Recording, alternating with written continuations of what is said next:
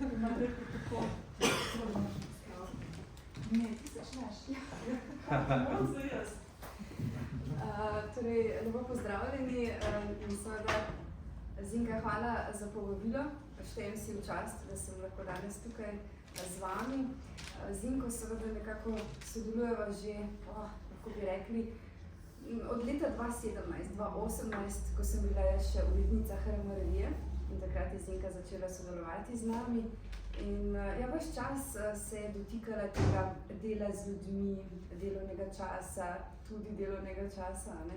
Kako krmariti med tem sodobnim načinom dela, med umetno inteligenco, tehnologijo, skratka sodobnim načinom življenja. In kasneje so nekako sodelovali tudi naprej na ostalih projektih, ne? Kot so kartice vrednot.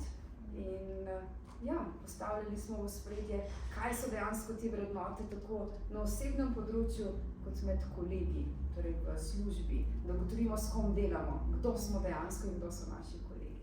Tako da Zinka ves čas podaja neke dobre napotke, uvide, neka orodja, reciva orodja, kako dejansko se spopadati z življenjem in delom. No in kasneje smo nekako spet razširili naš najin krog sodelovanja in je bila zraven tudi Tatjana Kolenc, in sicer pri knjigi in spreminjajoči se svet dela. Tatjana je ustvarila tudi številne članke, ravno tako tudi pri HRM reviji in tudi ostale knjige, ampak tukaj so se energije prepletle in lahko rečemo, da so tiste prave močne ženske ustvarile nekaj dobrega, ne? Tako da, Zinka, iskrena hvala, da si me povabila. V čast mi je in prepričana sem, da bodo bralci dobili dobre temelje oziroma odlično branje. Čestitke. Hvala.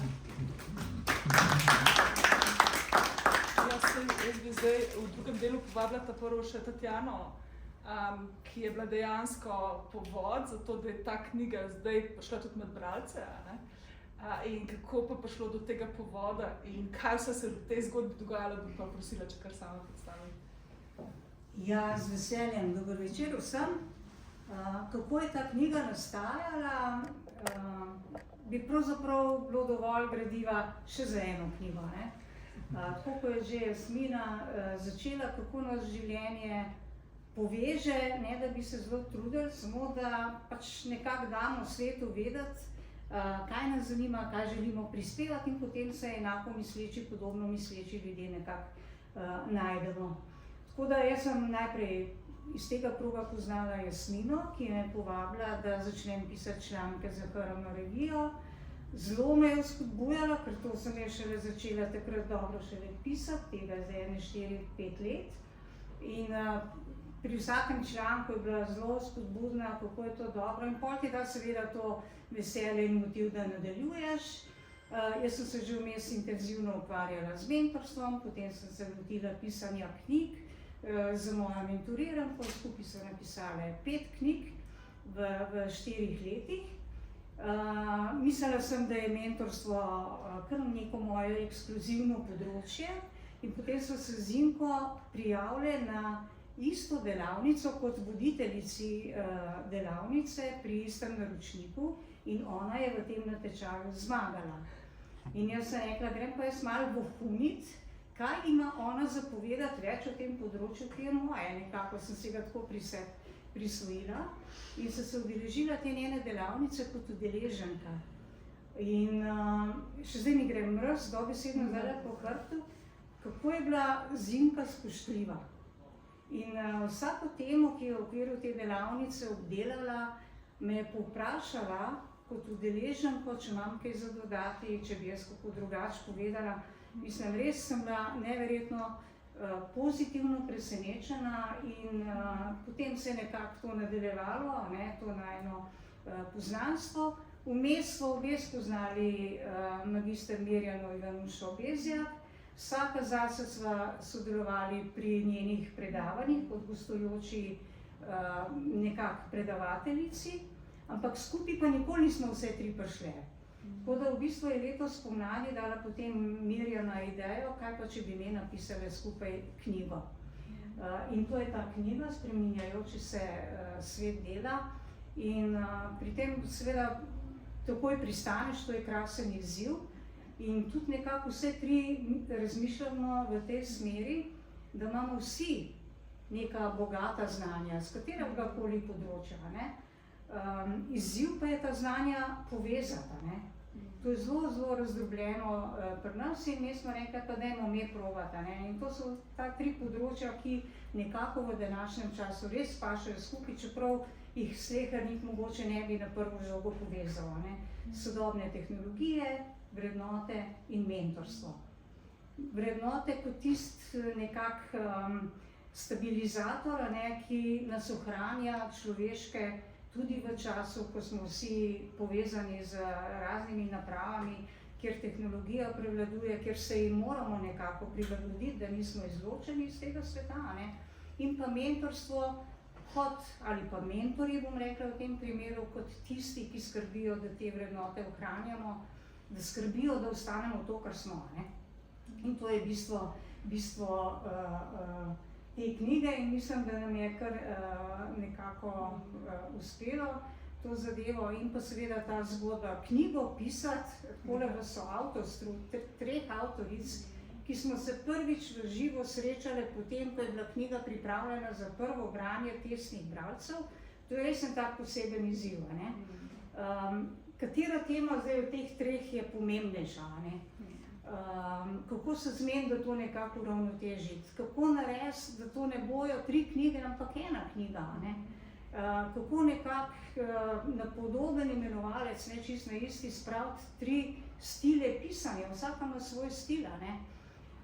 Potem to pošleš prvim bralcem, ki so bili res izbrani in iz akademskih in podjetniških, menedžerskih vod, tako da smo dobili res eno celovito sliko, ali ta knjiga prinaša kaj koristnega, konkretnega, ali bo zanimivo za bralce.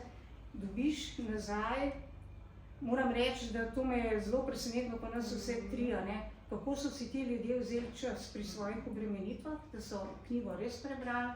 Seveda daš neko mnenje, ki se vključi v knjigo, ki je pozitivno, drugače ga ne bi dala, ampak bolj zanimiv je tisti drugi del, ko ti svetujejo, kaj pa bi bilo lahko boljš, kaj pa mogoče ni dobro, da je sploh v tej knjigi, ali pa kaj pa ste pozabili vključiti.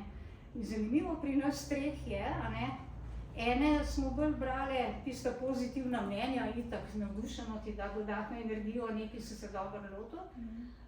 Kakšna druga je pa bolj brala ta drugi del, kaj ni tako dobro, kaj bi bilo dobro izboljšati. In pač nekaj smo upoštevali, eno smo upoštevali vse, kar smo dobili teh dodatnih predlogov, druge malo manj, ampak ostali smo mi tudi v tej knjigi, na koncu je to ena knjiga in to je bistvo. In bi res želela poudariti to, da dajmo sodelovati. Res se takole v tem sodelovanju naredi in mene Jasmina že pred leti mi je ona svetovala, kaj pa če bi ti kakšen članek napisala še s kakšno drugo skupaj, in tisti je bil res dober članek. In s to kolegico, ki so ta članek skupaj pisali, se sploh nismo videli, šele nekaj mesecev po izdaji revije so se prvič videli. In tudi pri tej knjigi potem pa zaključimo, ker je velik del knjige seveda posvečen sodobnim tehnologijam in digitalizaciji.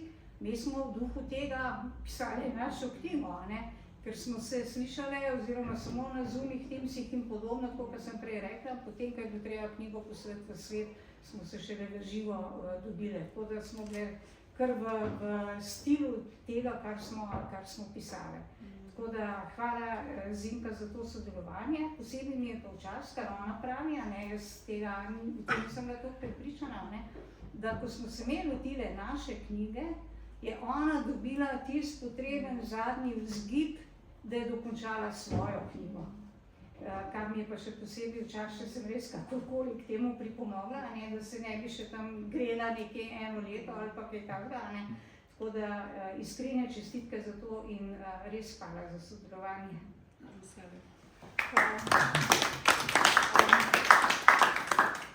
Ja, še jaz zdaj malo povem, mogoče prva stvar, ko sem jaz potem začela z njimi sodelovati, je bilo tako zanimivo, da sem jaz dobila res power, kako me zdaj to pisala.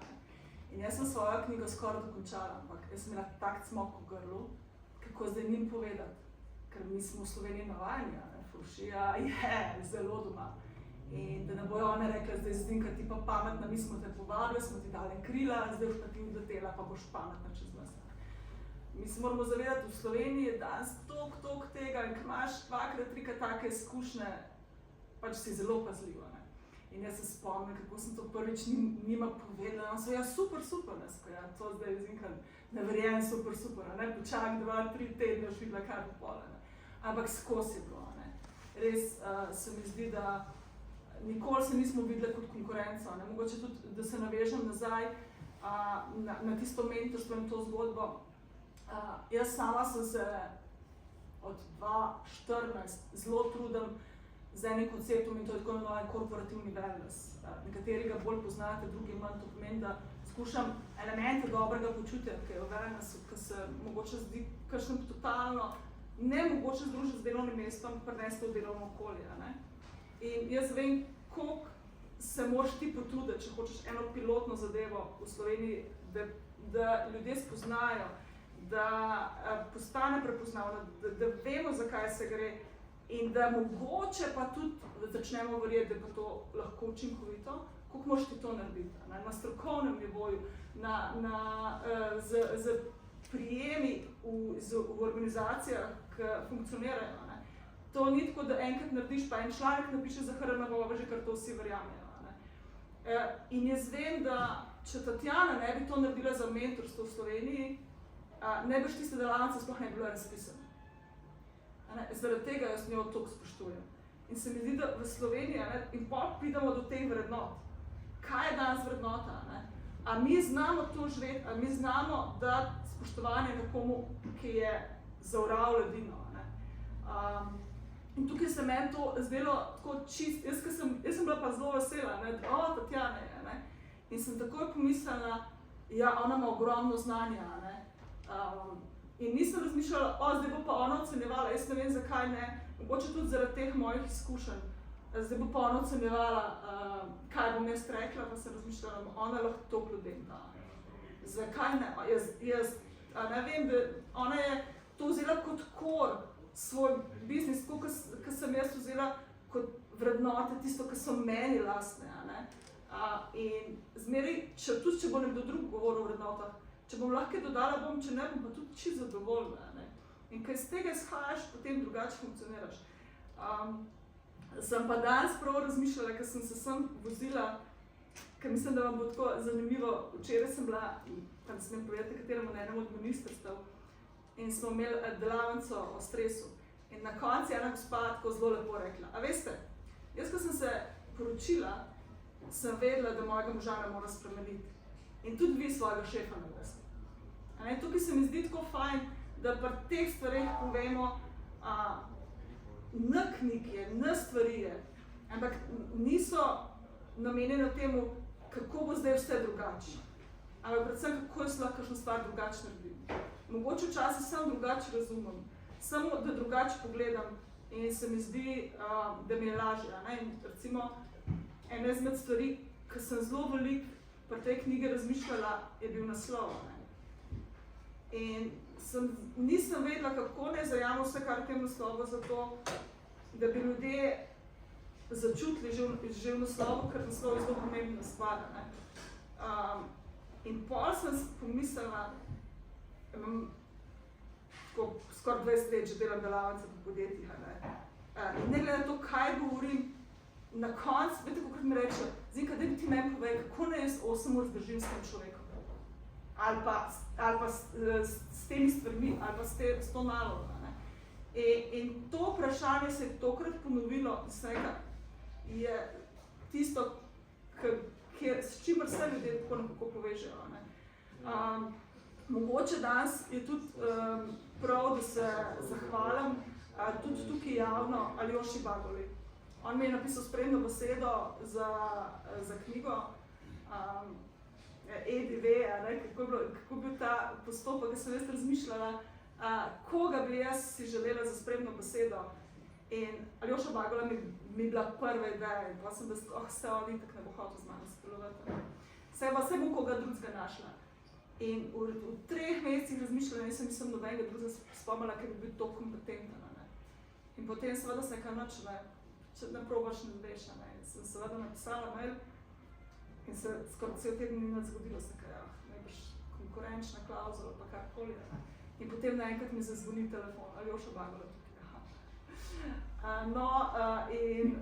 Ne samo, da mi je napisal spremno besedo, veliko takih nasvetov mi je dal, zakaj res tukaj bi rada povedala, ne bi mu bilo treba. Pa se je vzel čas, napisal je, potrudil se je, pregledal je knjigo, je rekel, da je fajn. Mogoče tudi tako, ker začneš pisati knjigo, je na nek način tudi to terapevtsko. In ravno zdaj zelo veliko razmišljam naprej. Za vse vas, ki ste tukaj, eno tako prijazno povabilo. Moja naslednja knjiga bo ne samo terapevtska zame, ki jo pišem, ampak lahko tudi za vas. Kaj hočem s tem povedati? Naslednja knjiga bo vsebovala zgodbe iz delovnih okolij. Torej, če nekomu težko, če nekdo ne ve, kako bi nekaj preživel, naj to zapiše. Ker, veste, saj mi v Sloveniji dostikrat znamo zelo hitro upravljati, ampak zdaj nimamo v slovenščini izraza, ampak mogoče ga imamo slovisko, ventling, da se ventiliraš, kako bi to rekli slovensko lepo, da daš ven iz sebe. Prečistiš mogoče, ali pa osvobodiš mogoče še bolje. Da date te stvari ven iz sebe in potem bom skušala te zgodbe nekako smiselno predstaviti, seveda brez skrbi, anonimizirano. Gospodje bojo gospe in obratno. In nekdo, ki dela v šolstvu, potem tam predstavljam, ki dela v zdravstvu in tako. Ampak predvsem potem želim po eni strani pomagati tem ljudem, da bojo lahko dali to na papir, pa ven iz sebe, da jih tudi spodbudim pri temu, da to deluje terapevtsko na njih. In pa predvsem za vse nas, da nam je potem to si preberemo in rečemo, nisem men, to hudo. In seveda tudi neke spremne besede bojo, ki bojo pa zraven tudi malo usmerjale. Zdaj, jaz res ne bi tako želela biti danes res dolga, pa ne bi želela nasplošno preveč govoriti. Mogoče bi se dotaknila samo pa še res tega prenosa znanja, ne tako mentorstva, prenosa znanja. Se mi zdi, da splošno organizacije danes so v enem takem dosti zahtevnem procesu, ker mi imamo glavnino zaposlenih, ki je baby boom generacija.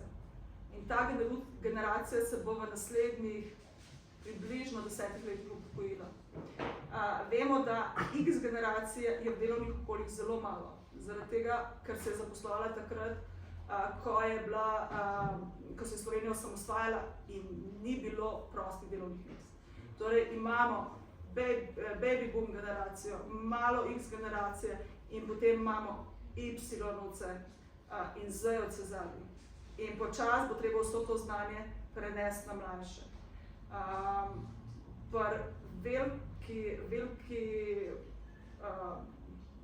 Velikem številu ljudi, ki obratno, malo je brezposelnih in veliko organizacij išče ljudi, in zaradi tega bo zdaj to še toliko bolj pomembno, da bomo mi znali vso znanje tem novim ljudem prenesti, da se bo znanje ohranilo, da se bo nadgradilo. In jaz mislim, da prenos znanja, ali bo to v mentorski obliki ali kakršnokoli drugi, bo izjemno pomemben za naslednjih 10 let, da bomo mogli razmišljati tudi, če ne bo šlo drugače, o delnem mentorstvu v digitalni obliki ali kakorkoli drugače. To so zagotovo stvari, ki bojo organizacije v naslednji dekadi nagovarjale.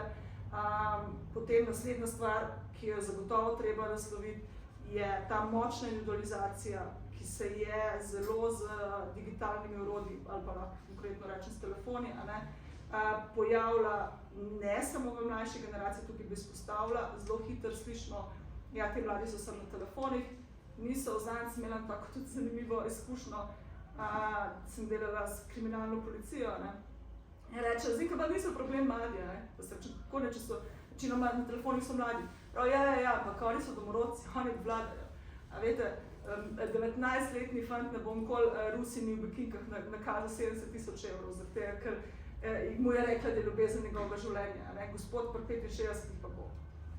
Torej,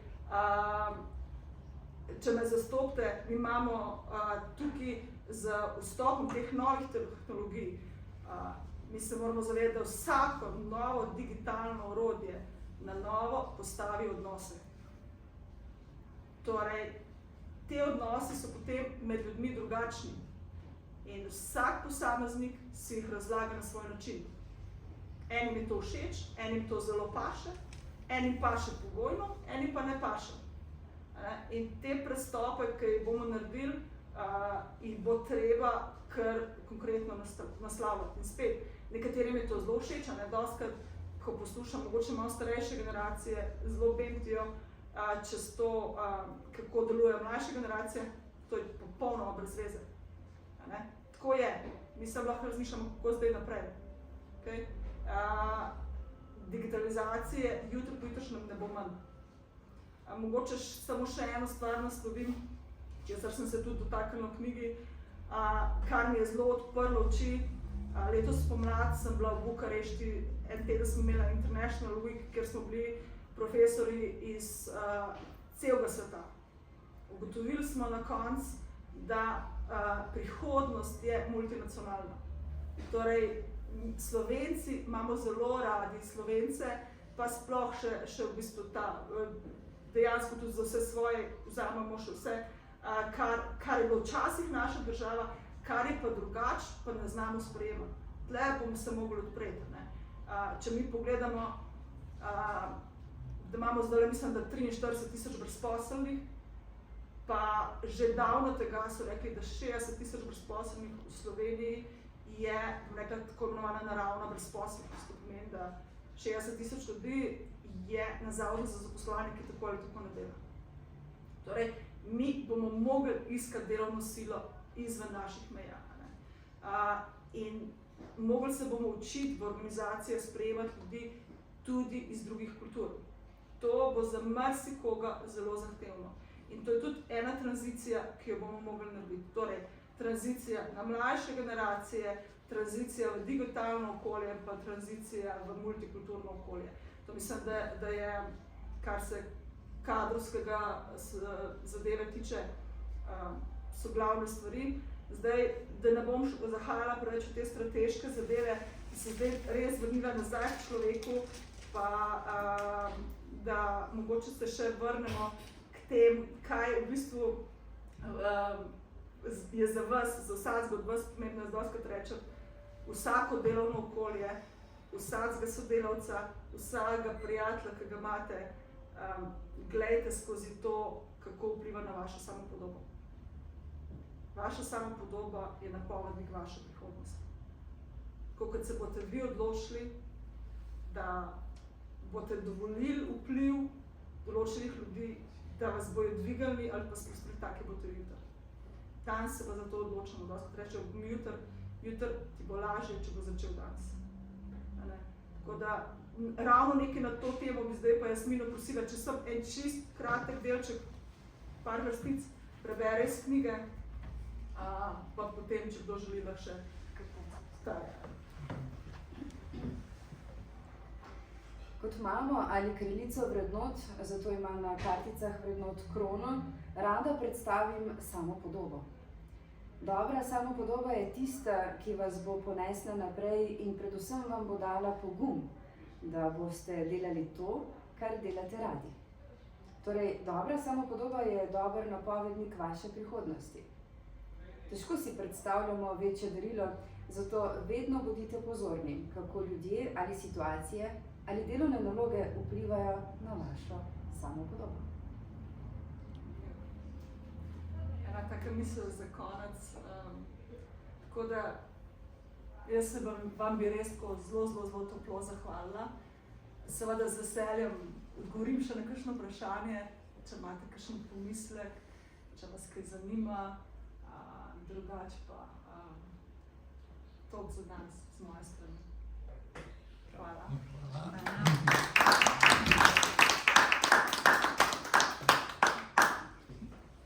Kako bo z digitalizacijo, ko bo elektrika zmagala? Ja, to bo recimo zanimivo, da lahko povem. Sva bila aprila v Dubaju, ne? In tam skozi elektrika, v zadnji pa vidiš generator, ki dela. Tako da poznamo mnogo virov, ne? Mislim, da nismo blizu Kube, ne? Kjer se ravno to trenutno dogaja, da smo še zmeraj malo bolj organizirani. Je dejstvo, da se to lahko zgodi, ampak kakor jaz poznam tudi v parih elektroorganizacijah sem delala, se mi zdi, da so kar odgovorni, da se zelo zavedajo, ne, kako pomembna je elektrika za sodobnega človeka. Zdaj, tole je bilo malo sicer tako triki vprašanje, tako da mogoče bi kdo drugače odgovoril, ne, ampak pa tudi se mi zdi, da je to mogoče vprašanje za kakšen drug del sveta. Mislim, da ni Slovenija prva, kjer se nam bo elektrosistem sesedil. Bolj naravne katastrofe, recimo, ki se dogajajo, na marsikaj vplivajo, ne? Tudi v bistvu tudi na vse te vire, elektrike in vse skupaj, ne? Ja, to zdaj lahko razmišljamo celo o tem. V bistvu vprašanje je izjemno politično aktualno, ne? Ravno zaradi referenduma o JEK2. Tako da tukaj mi moramo se zavedati, da če bomo razpršili naše vire, energije, ne, bi bilo zagotovo to dobro. Slovenija ima določeno razpršenost, ne, imamo hidroelektrarne in pa imamo tudi nuklearko, ne, nimamo pa še kaj več. Ne. Seveda imamo tudi neke dogovore z drugimi državami, od katerih elektriko odkupujemo. Recimo, mene zelo zanima en izračun in to je, se mi zdi, bistven izračun, za koliko let bi Slovenija imela elektriko, če bi dala ta denar, ki ga bo namenila za JEK2. Torej, jaz nič ne delam, samo ta znesek, s tem plačam elektriko, za koliko let to imam. In to se mi zdi zelo bistveno vprašanje. Torej, jaz mislim, da pri verih, električni, plinski, kakršnikoli, mi moramo gledati tukaj večjo sliko, kot je Slovenija. Torej, mi moramo biti zelo dober partner v Evropski uniji, žal, ampak tudi ni drugače kot v zvezi NATO, ne? In bilateralni sporazumi, ki jih ima država z državami, ki so močne energetsko, je zelo, zelo pomembna. Mi danes tudi premalo, recimo, razmišljamo o tem, kako je Kitajska pomembna, kako hitro se razvija, da mislim, da ni več vprašanje dekade, ko bo prehitela najmočnejšo ekonomijo na svetu in takrat bo zelo drugačno. Poglejmo recimo samo Srbijo, ki je nam zelo blizu. Večina infrastrukture jim delajo Kitajci. To ni tako daleč, mi smo do Srbije v parih urah z avtom. In to so stvari, ki se bojim, da jih mi ne moramo jim zaobično. Če se mi zdi, da... Želela sem se mičkeno dopolniti, no. Digitalizacija se mi zdi dejansko, če mičkeno razvijamo tudi malo, če se strinjaš, je zelo tak širok pojem, ne. Če pogledamo že, omenila si Evropsko unijo, ne, direktive so bile že zdavni začrtane in to je tudi prehod, zeleni prehod in tudi zelenega prehoda, torej digitalizacija je del tega zelenega prehoda. In dejansko se temu ne moremo ogniti, samo gremo lahko še naprej v tej smeri, ne. Kaj pa če bo vojna? Kako? Kaj pa če bo vojna? Koliko imajo digitalizacije v Ukrajini, Libanon? Ja. Svet se razsuvajo se vrednote. Ta paradigma, jaz mislim, da ta profitna paradigma, ne, gre počasi adijo. S BRICS-om se bodo stvari spreminjale in vprašanje je, kaj bo pravzaprav sploh cilj gospodarstva, ne? A bo to še vedno profit ali ne bo, ne? Ker ne vem, mislim, tudi če pogledaš digitalizacijo, umetne inteligence, tukaj je cel kup, kako bi rekel, predvidevanj, ne? Enih 100 teorij. Kako se bojo stvari razvijale. Mi zdaj razmišljamo, ne? Če bojo šle stvari tako naprej, kot so šle zdaj, ne? Ampak kdo za to jamči? Kdo pa jamči, da bo prišel do teh vojn pa to? Kaj pa če bo vse lepo na koncu, ne? Pa se iztekli pač po najlepših predvidevanjih, ne? Mislim, da nam realnost kaže, da tako ne bo šlo. V bistvu naučiti se bomo mogli krmariti med vsem. Tako. Drugače ne bomo preživeli. To je vedno, ne. Hočem reči, nisem, ne. V bistvu, ja. Jaz bi šel na drugo vejo internacionalizacije, ne, če tako rečem. Mene pa, jaz sem se spraševal že recimo, ok, to, da moramo mi, v bistvu, da imamo premalo delovne sile, recimo, ne, ali pa nekako drugače razporejene. Pa pač uvozimo, pa pridejo delati, pa ne imamo, ok, imamo za neke Filipince, pa imamo takšne in drugačne, pa vse lepo in prav, imamo sosede Indice, so super, ne, ampak v neki fazi, ok, to pač ti ljudje prihajajo, delajo, tako kot smo pač imeli južne prijatelji, ne, če rečem, pa super sobivamo, ne. Ampak ok, to se zdaj kar naenkrat začeli dosti hitro dogajati, pa nekako so iz nekih svetov, ki so nam neznani. Pa večinokrat, kar jaz opažam, so predvsem to fantje, težko vidiš neki par. Zdaj, kaj pa mene zanima, ne, ok, ne vem, čisto osebno mnenje. Zdaj to, ti pač ljudje super delajo, ne, prišlo bo hipotetično do nekega ohlajanja trga. Verjetno boš prej rekel hvala lepa nekemu Indicu, ne, kakor pač Slovencu, kakorkoli, ne, si verjetno drugače vezan na njega. Zdaj, kaj se bo s tem dogajalo, ne? Ok, verjetno je socialna država poskrbi v neki meri za to, ne, ampak kaj tako, meni se te stvari se mi porajajo, ne, kaj se bo dogajalo recimo s takimi? To je zelo namestno vprašanje. Prvi odgovor, ki se vedno zgodi, kadar se ekonomija gre dol, je porast kriminala. Ja. Tukaj je dejstvo, ne? Da mi imamo že v naši državi težave z Romija, ne? Ja. Pa sem rekla, lahko rečem skoraj avtohtonija, ne? Ja.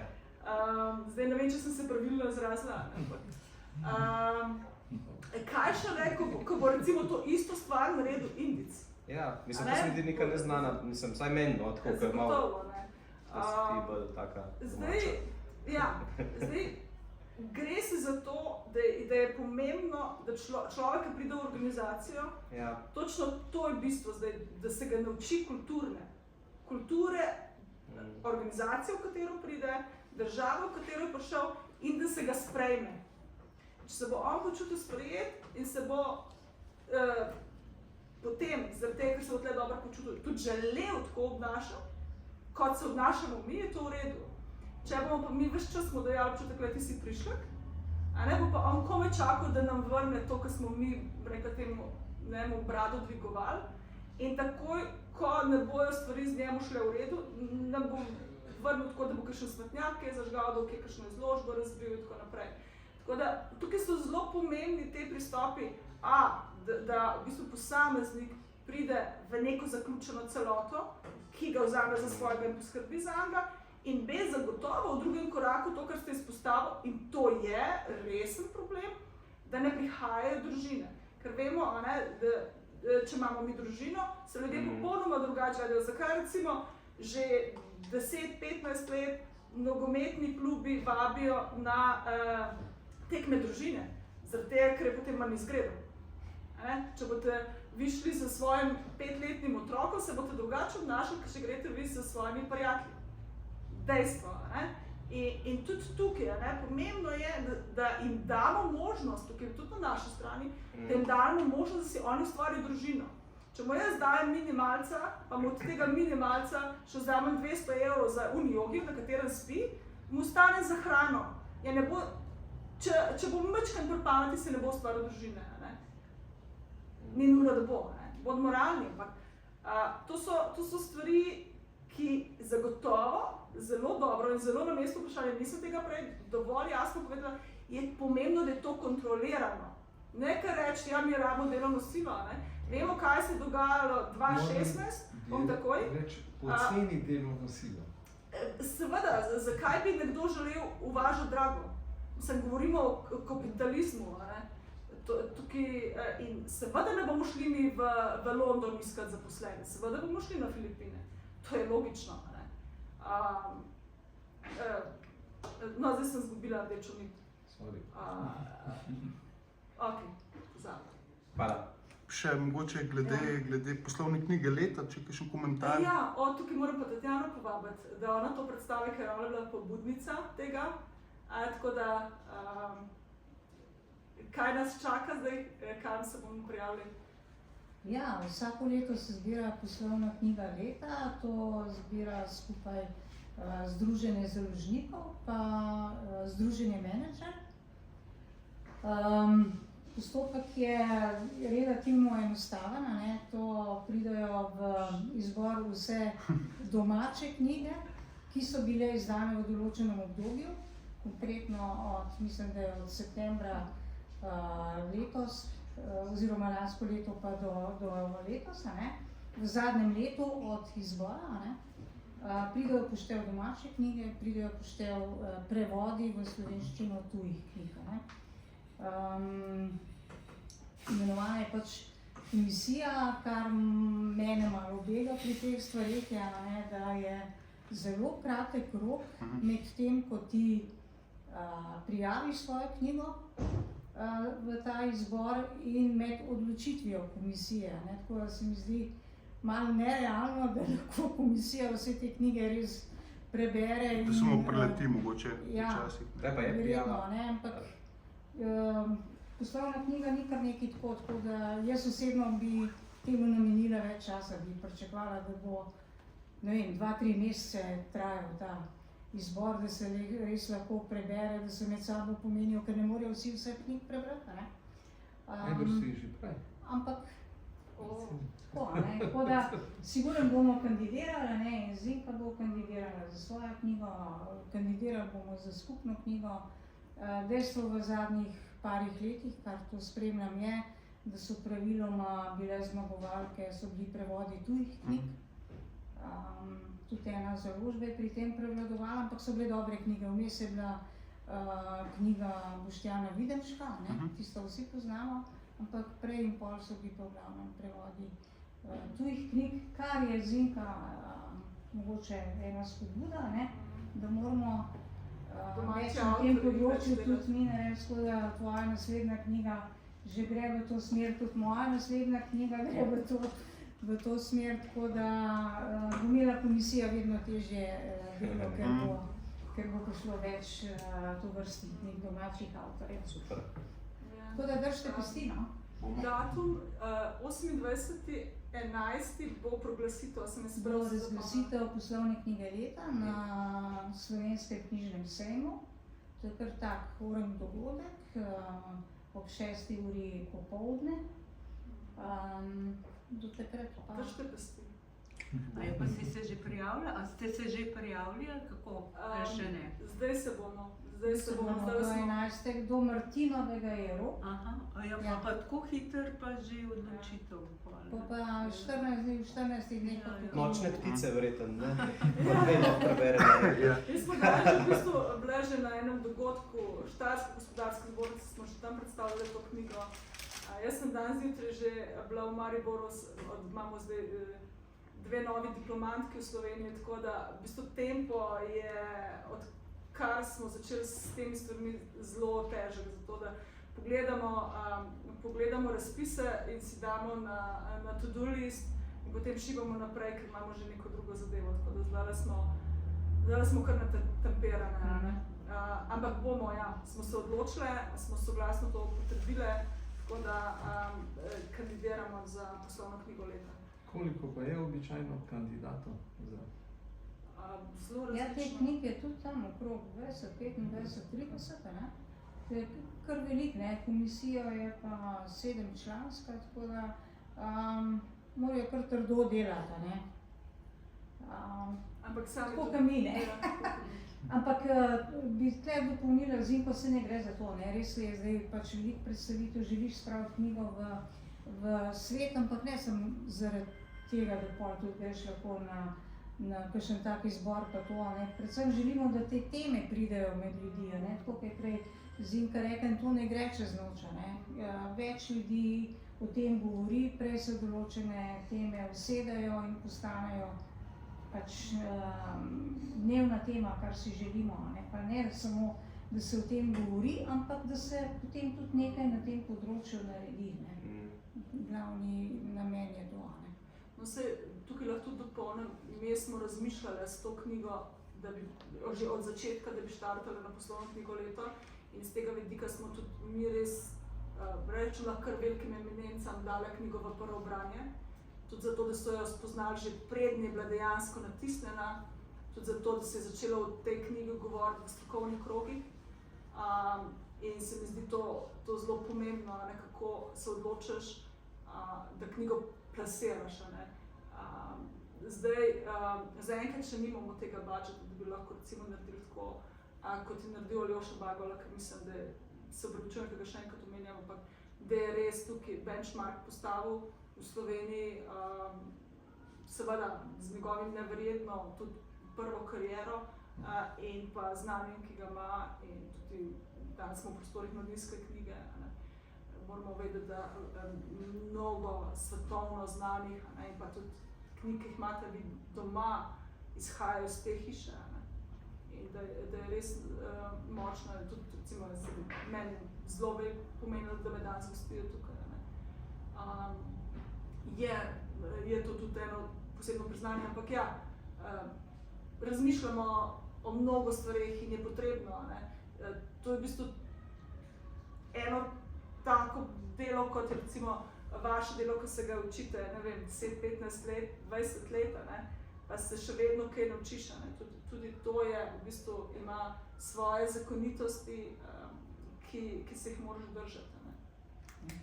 Pa tako je zanimivo pri knjigi, skoraj vsaki, ne, ko jo ti pišeš, ne, potem jo daš v lektoriranje, pa pač vse te zadeve, ne, potem jo spet bereš, bi že nekaj spremenilo, ne, toliko se stvari hitro spremenijo, ne. Posebej pa zanimivo, ne, ker to bomo mi še razmišljali, ne, ko se odločiš, da boš pa knjigo še prevedel, ne. To je isto, kot da bi pisal novo knjigo, ne, ker takrat spet nekaj časa vmes mine, se toliko stvari spremenijo, ne, in to bi spet kaj drugega povedal in drugače povedal, da napišeš novo knjigo, čeprav gre za prevod, ne. En intermezzo na to temo, ne. Hčerka moja 10 let stara se v šoli uči, da je večjih težav v podjetjih je prevelika brezposelnost oziroma državno, tako.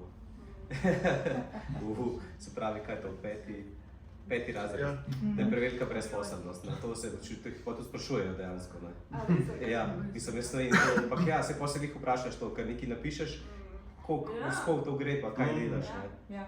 Pa jaz ti poslušam, vse, če nisi pozoren, pač tak ti, ampak pa jaz kako imaš pa to. Če bo pa čez 10 let. Ja, bo vas me aktualno. Tako, kjer so pisali, Samuelson, recimo ekonomija, ne, tudi to, oni ne vem, kjer ga leta 75, tako so te knjige bile, recimo, da so te, se pravi, gospodarstvo oziroma sama struktura, da je toliko prav makroekonomsko trdna, da krize niso več mogoče, no, v tem smislu. Ja, recimo oni so pisali, da pač kriza ni več mogoča, ne, da je to, kar je v preteklosti, da zdaj vse to, te svetovne banke, evropske banke, ne vem kaj vse, da je to pač vse pod kontrolo in da to je to, zdaj trdno, ne. Najbrž so napisali, da tudi ne bo več vojn. Ja, teh nisem še najdel. Samo to, da to ne pregledujejo, recimo, ko dajo naslednjo leto v šole, da to se ne gleda. Ne, ker v bistvu, če imaš ti izdajo in je to knjiga, tudi če narediš ponatis, si zavezan, da narediš isto. A ne? Recimo, jaz sem ravno včeraj imela debato tudi za prevod, za to mojo knjigo, da pa jo ne morem prevesti. Zakaj? Zato, ker v bistvu določene specifike so tako slovenske. Mi smo poseben narod, kakorkoli. Da jih recimo en drug bralec, ne vem, iz Francije jih ne bi razumel, ne? In bi jih mogla recimo zelo spremeniti. Ne? In potem nima smisla, da to knjigo prevajam. In je dejansko napisana, tudi recimo, to je bil en tak tudi zanimiv proces v meni. V osnovi sem želela napisati knjigo za vodstvo oziroma za vodje in pa za kadrovike. In pa sem ugotovila, kako je to preveč ozko, da vsak človek rabi to znanje. Sej ne rabi samo vodilni, sej mi ne želimo, da smo, če pa kdo, se mi zdi, da pa v Sloveniji najbolj ne maramo biti ovce. Jaz hočem vedeti, nočem, da zdaj moj šef ve, jaz pa ne. Zakaj? In se mi zdi, da je bilo tukaj tudi eden izmed ključnih momentov to, da sem naredila ta preskok do vsakega zaposlenega. Ta knjiga v bistvu menja za vsakega zaposlenega, ki se znajde v nekih odnosih, v nekih okoljih, v končni fazi v nekem pritisku, v nekem stresu in mora nekaj dati od sebe. Tako da, ja. Ne sem vedel že, da Sicer, zakaj pa ne bil prevod v angleščino? Imamo tudi cel kup prevedenih knjig iz drugih poslovnih okoljih, ker so prakse, ki jih v Sloveniji težko apliciraš. Seveda. Zato, ker recimo... Edin kupoval vprašanje, če bi kdo, mi smo zelo dovzetni za zelo dobro. Mladi berejo recimo, če pride ameriška knjiga v Slovenijo, in je na nje Elon Musk, pa to vsak kupi. Ne več. Ampak recimo, a jaz nekaj s Trumpom se povezal, ne več.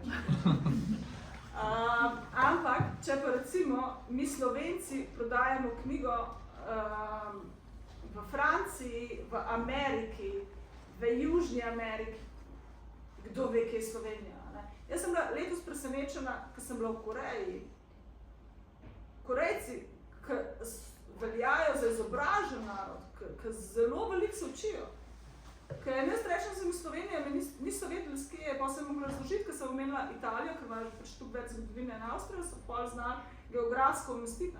Meni je jasno, da gremo v Ameriko, da noben ne ve, kje je Slovenija, dokler ne omenjam Luka Dončića. Ampak, če pa, da pa v Koreji niso vedeli, me pa presenetilo, ampak ne vejo. In kdo bo, če ne vejo, s katero država prihajam, bral mojo knjigo tam. Še posebej, če je tako drugačna, kot je njihova kultura. Tako da tukaj, mislim, da lahko si to želimo, da bi lahko dobesedno prevedali, ampak mi se moramo zavedati, da na svetovni ravni smo zelo nepomembni. No, jaz bi te pa vse nekaj dodala. Malo je to povezano z našo samozavestjo. Sigurno je pomembno, katera tema je v knjigi, koliko bi bila zanimiva, ampak imamo podobno zadevo na področju teh raznih konferenc in dogodkov. Zakaj za božjo voljo tako radi vabimo tuje govorce in jih zelo dobro plačamo, ko imamo doma toliko znanja, zakaj ne poiščemo teh ljudi in jih nekako spodbudimo, da bi to znanje bili. To mene zmeri moti.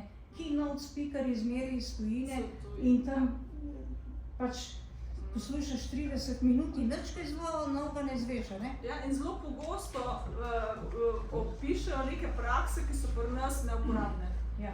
Žal. Mogoče je pa zanimiva knjiga, komu ameriškemu delavcu prebrati. Pa ne vem, testirajte.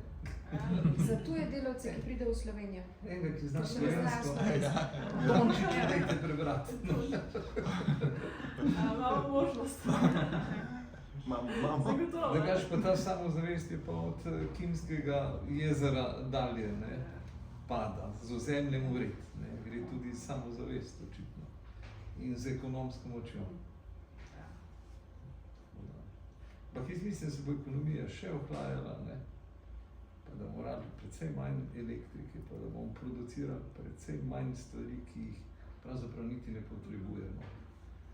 Mislim, zato je itak zelo, zelo lahek odgovor, ki ga seveda ne bomo nikoli udejanili, to je, da mi lahko samo manj trošimo.